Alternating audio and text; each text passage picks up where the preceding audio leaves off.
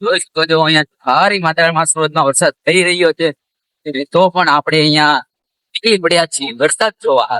તમને પણ વરસાદ બતાવીને કેવો વરસાદ છે આપણા સુરતમાં.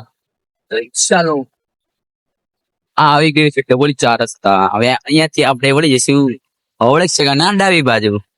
ને આ બાજુ કદાચ પાણી હોય એવી શક્યતા મને જોવા મળે છે, તો આપણે જોઈએ. અહીંયા તો કઈ પાણી જોવા નથી મળતું, તો પણ આપણે આગળ જઈશું, કઈક નવી વસ્તુ જોઈશું આપણે.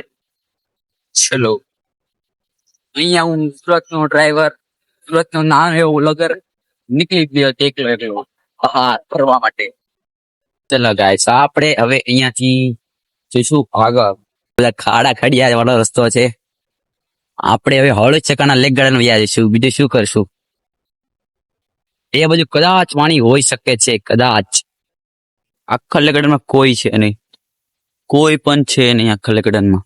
આખા લેક ગાર્ડનમાં દર્શનભાઈ એકલા રખડે છે. આવો ગારો તમને જોવા મળતો રહેશે સુરતમાં ગમે ત્યાં. અને તમને જો લેક ગાર્ડનમાં એક વસ્તુ બતાવું છું.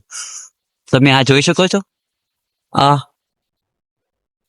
લેક ગાર્ડનમાં જે ડૂબાઈ ગયું છે ને, આટલું બધું કોઈ પાણી હોતું છે નહીં, પણ એને આ ભારે વરસાદના કારણે તે છલકાઈ ગયું છે. ને ઓલું વચ્ચે વચ્ચે તમે જોઈ શકો છો, આ વચ્ચેનું જે કુંડાળું છે ત્યાં કેટલું પાણી આવી ગયું છે, જોવો છો?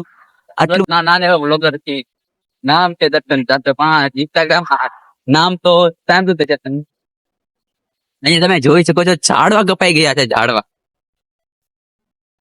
ઝાડવા કપાઈને રહી ગયા છે બધે. અહીંયા પણ ઝાડવા કપાઈ ગયા છે. ચલો એકલા બાઇક ચલાવવાની મજા. પાછળ કોઈ છે ને, એકલા ગાડી ચલાવીએ છીએ આપણે. ચાલો આપણે મજા આવશે ખાવસા ખાવાની.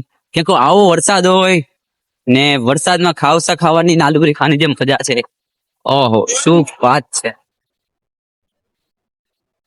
આપણો ઘરનો રસ્તો